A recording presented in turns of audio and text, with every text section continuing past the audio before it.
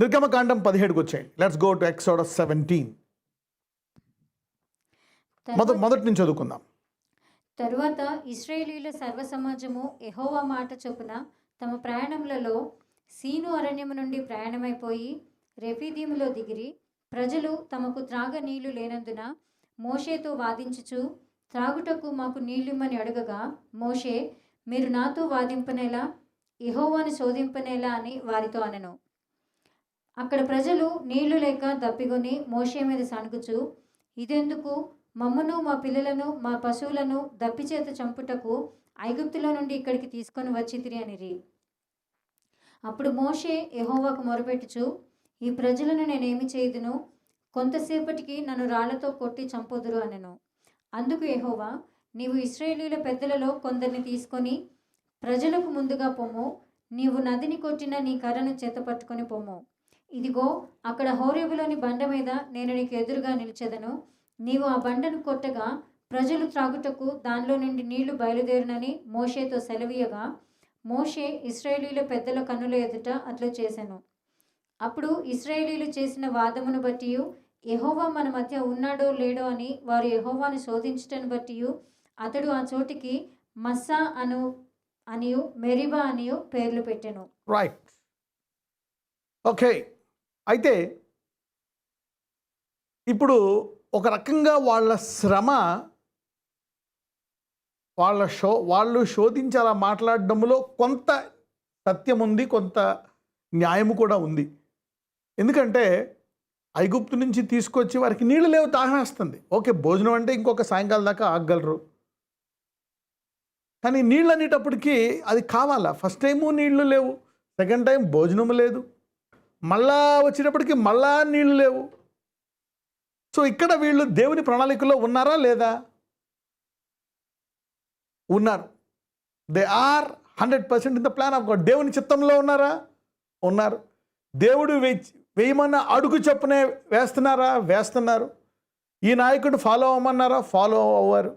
Okay, ఉదయం మన్నా తిన్నారు, సాయంకాలం అయితే తిన్నారు. దేవుని చిత్తంలో ఉంటూ కూడా నీళ్ళు లేవు. ఓకే, వాళ్ళు మనం చూస్తే ఆ 3 సంఘటనల్లో మొదటిది నీళ్లు లేవు, రెండవది ఆహారం లేదు, మళ్ళా మూడవది నీళ్లు లేవు. మరి దేవుని చిత్తములో మనకిక్కడ సమస్య కనపడుతుంది. బేసిక్ సమస్య, వెరీ బేసిక్. No water. దేవుని చిత్తం నుండి నీళ్ళు లేకపోవడమా? దేవుని చిత్తము నుండి ఆహారం లేకపోవడమా? దేవుని చిత్తము నుండి మళ్ళా నీళ్ళు లేకపోవడమా? What is this? What is happening? How can you be in the will of God and worry about water, worry about food, and worry about water again? The basic amenities. అవి చాలా కావలసినవి. అంటే దేవుని చిత్తంలో కొన్ని శ్రమలు ఉంటాయని మనకు అర్థమవుతుంది. 100% గాడ్స్ విల్లో ఉంటుండగా. చూడండి, మన్నా పడ్డది, ఆ రోజు పడ్డది కదా. మరి రాత్రి మరి దీపస్తంభం ఉందా? ఉంది. పగల మేఘస్తంభం ఉందా? ఉంది. అంటే they are in the plan of God. అన్నీ పని చేస్తున్నా కానీ ఒకటి పని చేయట్లే. Everything is working. అన్నీ పని చేస్తున్నా కానీ ఇక్కడ నీళ్లు మాత్రము లేవు. శ్రమ శ్రమ శ్రమ వచ్చినప్పుడల్లా అనేక తలంపులు మనసులో వెళ్తూ ఉంటాయి. నేనేమన్నా పాపం చేశానా? ఓకే, నెంబర్ 1, దేవుడు నన్ను కనికరిస్తున్నాడా? దేవుడు నన్ను మర్చిపోయాడా? లేకపోతే ఉగ్రత, లేకపోతే మోషే తప్పుద్రోవ పట్టిస్తున్నాడా? అసలు దేవుడు మన మధ్య ఉన్నాడా? ఫైనల్ శ్రమ. అసలు దేవుడు ఉన్నాడా? సడన్గా శ్రమ వచ్చేటప్పటికి ఎంతమందికి అర్థమవుతుంది? The basic water.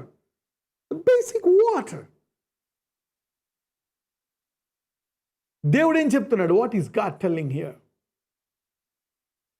దేవుడు ఏం చెప్తున్నాడు? ఎనీథింగ్ దట్ యు ల్యాక్, అంటే ఇక్కడ బేసిక్ వాటి కొరకు మాట్లాడుతున్నాడు. ఏదైనా నీ జీవితంలో, ఏదైనా, even for the basic things, God is telling. In the natural, any basic problem you can pray and receive the solution supernaturally.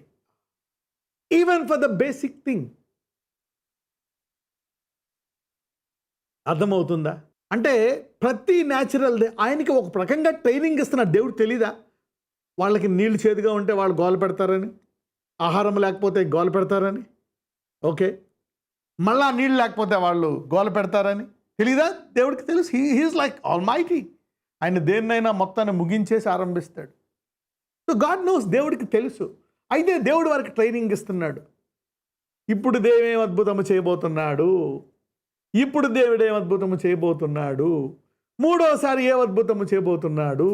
ఇక్కడ అసలు నీళ్ళే లేవు కదా, అప్పుడు అక్కడ నీళ్లు ఉన్నాయి కానీ చేదు. ఇక్కడేమో ఆకాశం నుంచి మన్నా వచ్చింది, ఇప్పుడు అసలు నీళ్ళే లేవు.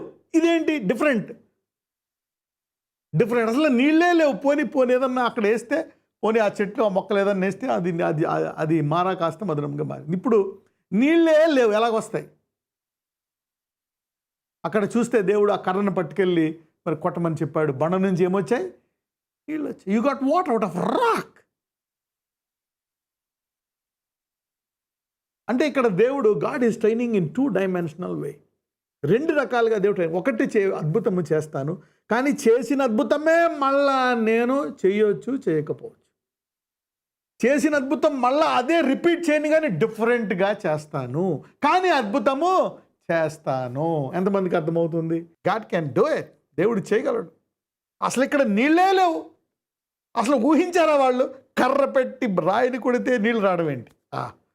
అంటే ఈ లెక్కన దేవుడు ఏం చెప్తున్నాడు? ఎలా చేస్తానో మీకు తెలియదు, ఏం చేస్తానో తెలియదు, ఏ రీతిగా చేస్తానో తెలియదు. మీరు నన్ను నీళ్ళ పరిస్థితిని బట్టి చూడకుండా మీరు మీకు కావాల్సింది ఆ టైంలో నన్ను డైరెక్ట్గా అడగవచ్చు. God is training.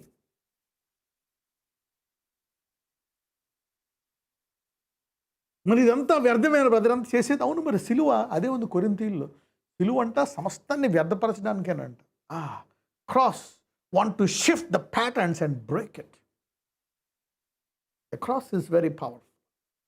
దేవుడు చెప్తున్నాడు, అడగండి నీళ్లు. ఎలాగ అడుగుతాము? అక్కడ కనీసం నీళ్లు పోయి నీళ్లు ఉంటే మళ్ళా అదే అడగొచ్చు. మోసే ఇదిగో ఏదో ఒకటి అందులో, ఇదిగో మా దగ్గర నేను అక్కడి నుంచి ఆ కొమ్మలో ఒక కొమ్మ తెచ్చాను నేను, ఇదిగో మళ్ళీ వేయి అని ఇవ్వచ్చు. కానీ అసలు నీళ్ళే లేవు. You see the way. అంటే ఎందుకు మనం చాలాసార్లు ప్రార్థించలేము, ప్రార్థన ఆపేస్తాము అంటే ఎక్కడో కొంత పాసిబిలిటీ చూసి కొంచెం చూడండి, డాక్టర్ అంతా చేసేసారు 90% సక్సెస్, కానీ 50-50 ఇంకా ఆల్మోస్ట్ సక్సెస్, కానీ కొంచెము మనం ఏం చేయలేము, ఇక దేవుడే చేయాలా. అప్పుడు మనం ప్రార్థిస్తాం, అంత అయిపోయింది కొంచెమేనంట. యు సీ దట్ నా the way God is training here a different miracle. అంటే నీ ప్రతి శ్రమ, అసలు యాక్చువల్గా ఆ శ్రమ ఎందుకు అనేది మనకు తెలుస్తుంది. ప్రతి శ్రమ మనలో అసాధారణమైన విశ్వాసం పెంచడానికి వస్తుందన్నమాట ఈ లెక్కన. So our every problem is telling you believe in a creative way, at a different level, ask in a different way. అంటే నీ ప్రతి అనుదిన శ్రమ, పొద్దున్నుండే శ్రమ, సాయంకాలం ఉండే శ్రమ, రాబోయే శ్రమ, అన్ని శ్రమలు నీకేం చెప్తున్నాయంటే ఈ శ్రమ ఒక అద్భుతం. ఇది ఎన్నడూ జరిగిన ఈ అద్భుతం. This is another miracle, another miracle, another miracle, another powerful miracle. This is what God is telling.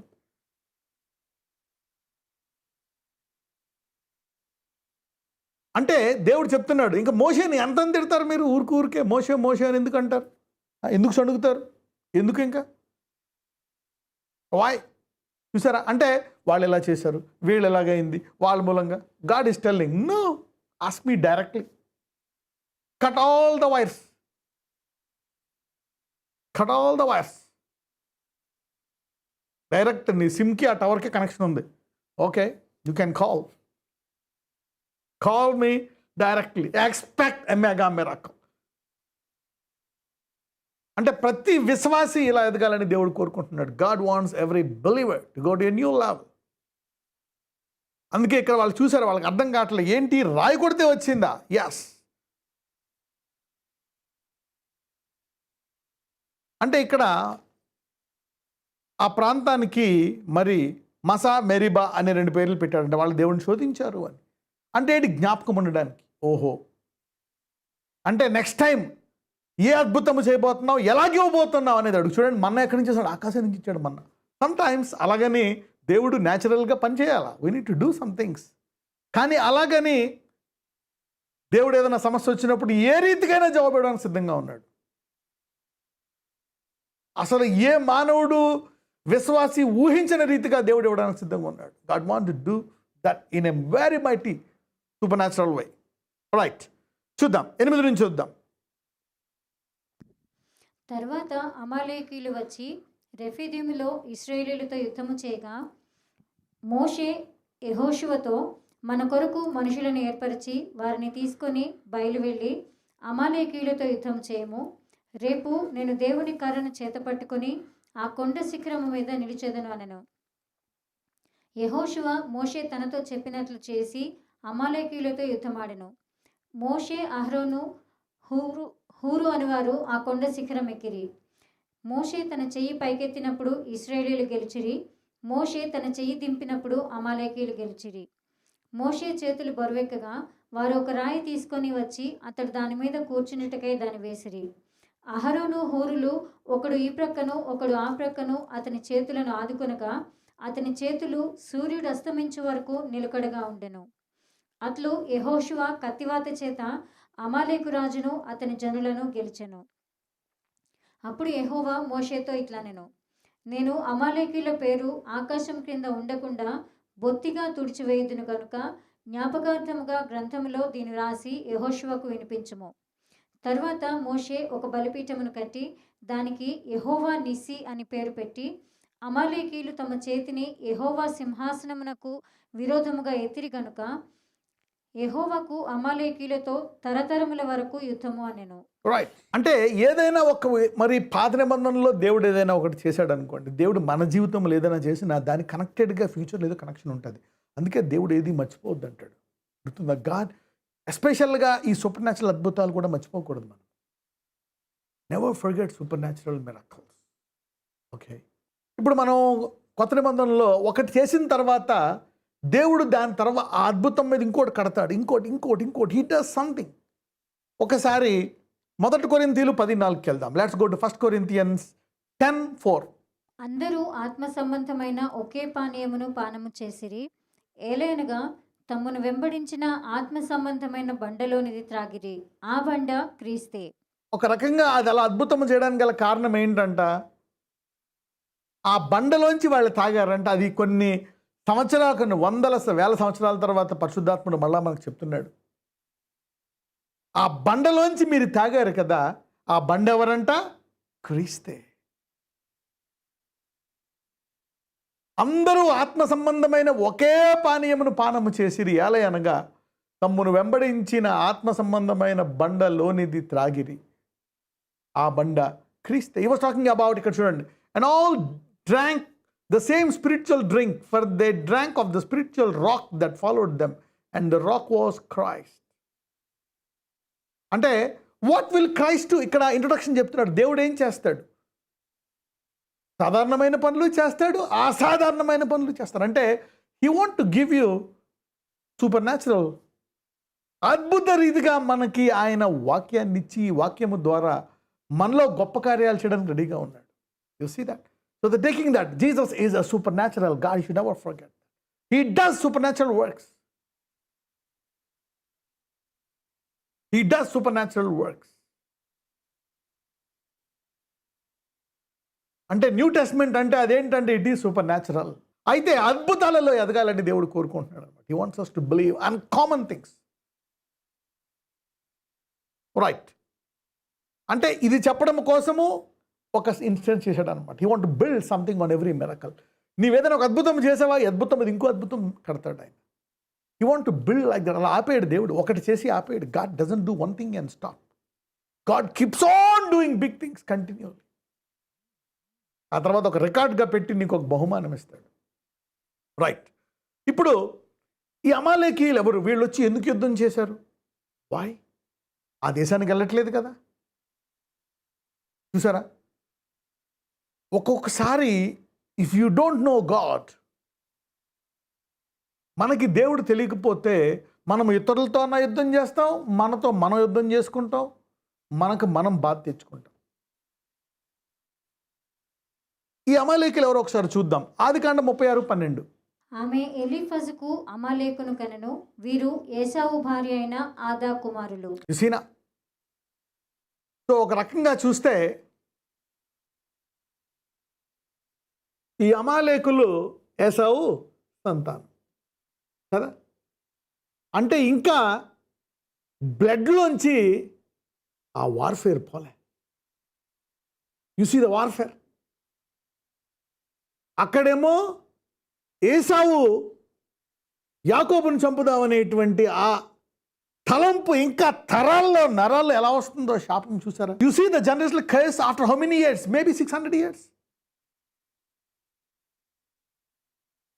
ఒక 400-500 సంవత్సరాల తర్వాత శరీరాల్లో ఆ విభేదం చూసారా. Generational curses. వీళ్ళ యొక్క అవిధేయతను అనేక సార్లు దేవుడు చూపిస్తూ ఉంటాడు అమాలేకీలు. ఒకసారి లెట్ స్టడీ దిస్ ఆల్సో. ద్వితీయోపదేశకాండం 6:16. మీరు మస్సాలో మీ దేవుడైన యెహోవాను శోధించినట్లు ఆయనను శోధింపకూడదు. చూసారా, ఒకసారి జరిగిన దాన్ని దేవుడు ఎలా వాడుతున్నాడు. He did it and he's telling, don't do it again. శోధించక నన్ను ఆ నుంచి ఒక అద్భుతం పొందుకో. ద్వితీయోపదేశకాండం 9:22. మరియు మీరు తబేరాలోను మస్సాలోను కిబ్రోతు హత్తావాలోను యెహోవాకు కోపం పుట్టు. అంటే నన్ను మీరు ఇంకా నమ్మట్లేదు, నమ్మండి. I still want to do a miracle in every future problem. నీకు రాబోయే ప్రతి సమస్యలో నేను ఒక అద్భుతం చేయడానికి సిద్ధంగా ఉన్నాను అంటున్నాడు దేవుడు. So even hour failures, God is telling, don't fail again, I will not fail you. Even in your failures I will do a miracle. I will repeat the miracle again and again. ద్వితీయోపదేశకాండం 33:8. లేవీని గూర్చి ఇట్లా నేను, నీవు తుమ్మిమును నీ తుమ్మిము నీ ఊరిము నీ భక్తునికి కలవు. మస్సాలో నీవు అతని పరిశోధించితివి, మెరీబా నీళ్ళ యొద్ద అతనితో వివాదపడితివి. అంటే ఎక్కడ కూడా మనం ఒక శ్రమను చూసి ఈ శ్రమ ఇకపోదు, దేవుడే ఇది పెట్టాడు, లేక ఎవరో ఇంతే అని నువ్వు అలా అనుకోవడానికి వీలు లేదు.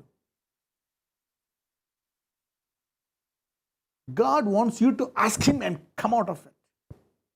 నీవు దేవుణ్ణి అడిగి అందులోంచి బయటికి రావాలని దేవుడు కోరుకుంటున్నాడు. మీరు ఇప్పుడు దాకా మీ 30, 40, 50, 60, 70 సంవత్సరాల జీవితంలో అడగనది అడిగి పొందుకొందురుగాక.